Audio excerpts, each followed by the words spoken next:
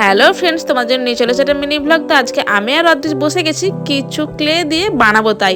তো যেই ক্লেগুলো মেলা থেকে কিনে নিয়েছি সেগুলো দিয়ে ফার্স্টে নিয়ে নিয়েছি, নিয়ে এবার ছোটো ছোটো করে পিস করে কেটে নিচ্ছি। এবার এই পিসগুলোকে এবার রাউন্ড শেপ বানাতে হবে। তো আমি আর অদৃশ তো মনোযোগ সহকারে সব রাউন্ড শেপ করার জন্য বসে গেছি।